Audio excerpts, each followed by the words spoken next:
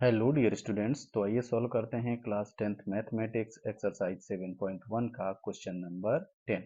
सबसे पहले क्वेश्चन को केयरफुली रीड करते हैं। क्वेश्चन है x और y में एक ऐसा संबंध ज्ञात कीजिए कि बिंदु x, y बिंदुओं 3, 6 और -3, 4 से समदूरस्थ हों। Find a relation between x and y such that the point x, y is equidistant from the point 3, 6 and -3, 4। Question में पूछा जा रहा है कि x और y में एक ऐसा रिलेशन आपको बताना है कि ये पॉइंट x y वाला जो पॉइंट है और ये पॉइंट 3, 6 और -3, 4 वाले पॉइंट से बराबर दूरी पर स्थित हो। इस प्रकार से हमको x और y का रिलेशन स्थापित करना है। तो सिचुएशन को इस प्रकार से हम फिगर से भी समझ लेते हैं। तो जैसे मान लिया एक पॉइंट यहाँ पर स्थित है, इसको हम नाम दे देते हैं C और इसके कोऑर्डिनेट क्वेश्चन में बताए गए अनुसार x और y लेट कर लेते हैं, मान लेते हैं। और इससे बराबर दूरी पर स्थित कौन से पॉइंट हैं? 3, 6 और -3, 4। तो इस मान लीजिए एक पॉइंट यहाँ पर है इससे बराबर दूरी पर और एक पॉइंट यहाँ पर है इससे बराबर दूरी पर, ऐसा हम एज्यूम कर लेते हैं।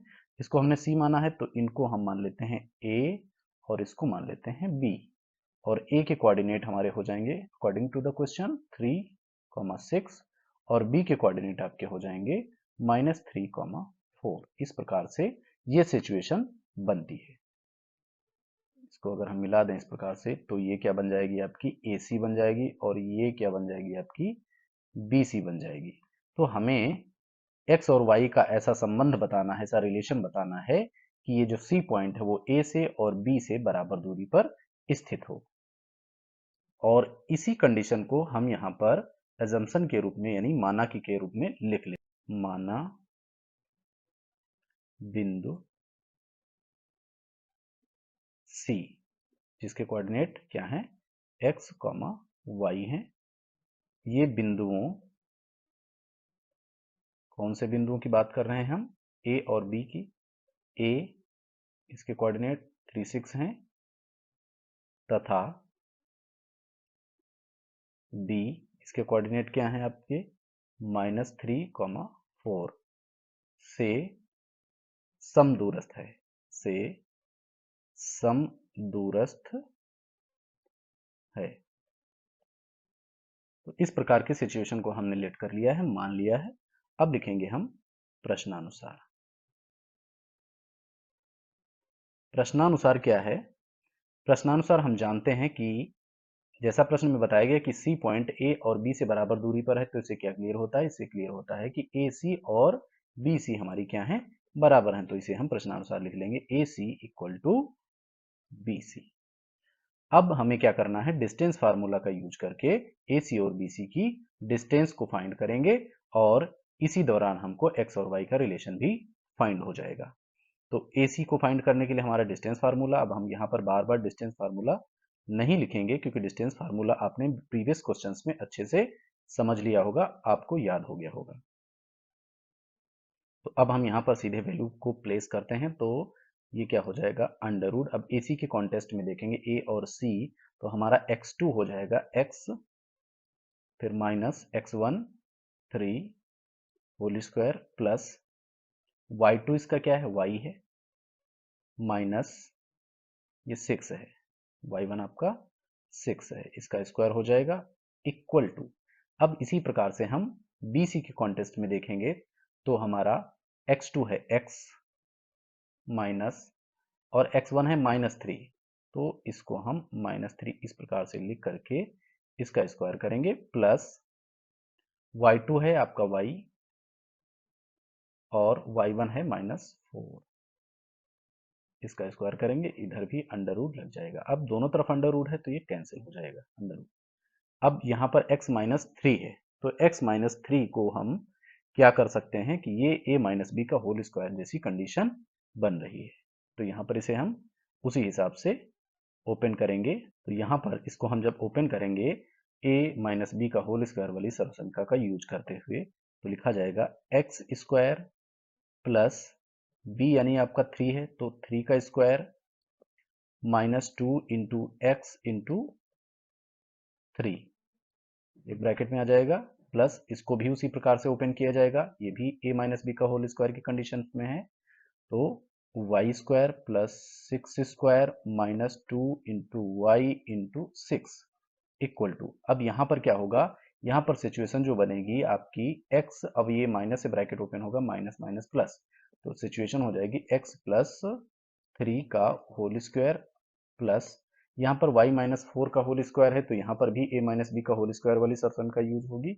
तो क्या कंडीशन बनी आपकी, वाई स्क्वायर प्लस 4 का square minus 2 into Y into 4, next X square bracket को ओपन कर लेते हैं, प्लस 3 3 9 हो जाएगा, इसको मल्टीप्लाई करेंगे, माइनस का 6x आएगा, प्लस अब वाई स्क्वायर प्लस 6 स्क्वायर, अब ये जो हमारा अलग था इसको अगर हम ओपन करके लिखते हैं तो ये हो जाएगा वाई स्क्वायर प्लस 6 स्क्वायर का करेंगे तो 36 आ जाएगा, माइनस 2 6 12 वाई इक्वल टू, अब इसको यहाँ पर क्या है, a प्लस बी का होल स्क्वायर वाली समीकरण को यूज करते हुए यहाँ पर हम इसको ओपन करेंगे तो हो जाएगा x square plus 3 square plus 2 into x into 3 plus, अब ये वाई स्क्वायर प्लस यहाँ पर 16 हो जाएगा और ये हो जाएगा माइनस का 8y, नेक्स्ट एक्स स्क्वायर, अब इधर कुछ फिलहाल ऐसे नहीं होना है,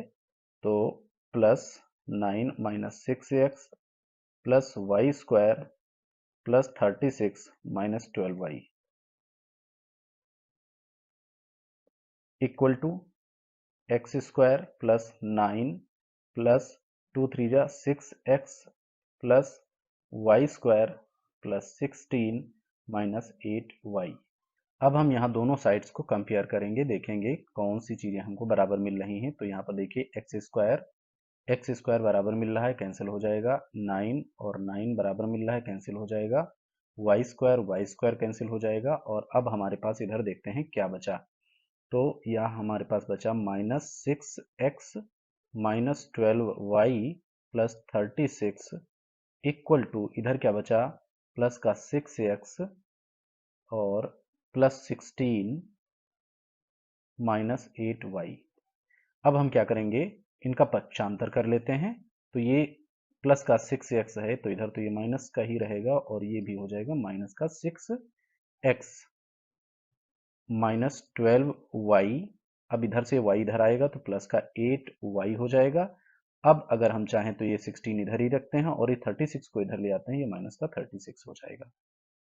अब आगे इसको सॉल्व करेंगे तो ये माइनस दोनों माइनस के हैं, तो माइनस का हो जाएगा 12x माइनस, अब यहाँ पर 12 से 8 माइनस हो जाएगा, बचेगा हमारे पास 4y इक्वल टू, यहाँ पर कितना बचेगा हमारे पास, माइनस का 20।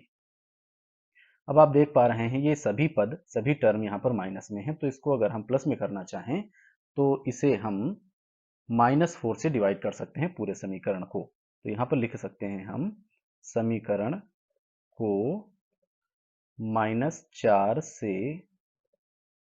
भाग करने पर, तो जो सिचुएशन बनेगी उसको अब हम यहाँ पर लिख दे रहे हैं, तो क्या सिचुएशन रहेगी, अब इसको जब हम 4 से डिवाइड करेंगे तो ये कितना हो जाएगा, अब माइनस से कर रहे हैं तो ये प्लस हो जाएगा 3x, ये कितना हो जाएगा, 4 तो गायब हो जाएगा आपका, प्लस y इक्वल टू 4 5 जा 20, ये भी माइनस से प्लस हो जाएगा 5, तो ये सिचुएशन बनेगी फाइनली आपकी। तो इस प्रकार से हमारा एक रिलेशन x और y के बीच में फाइंड हो गया है, मतलब x का 3 गुना और y का 1 गुना अगर हम ऐड करेंगे तो हमें कितना फाइंड होगा, 5 फाइंड होगा। ये हमारा एक रिलेशन हो गया x और y के बीच का। इसको आप अथवा इस प्रकार से भी लिख सकते हो 3x plus Y minus 5 equal to 0। तो ये दोनों ही रिलेशन आपके सेम टू सेम हैं और यही हमारा हो गया फाइनल आंसर। आई होप आपको ये सोल्यूशन बहुत अच्छी तरीके से समझ में आ गया होगा। अगर आपको ये सोल्यूशन समझ में आया है, वीडियो अच्छा लगा है, तो प्लीज़ चैनल को सब्सक्राइब करें, वीडियो को लाइक करें और अपने दोस्तों के साथ शेयर करें। Thank you for watching. जय हिंद।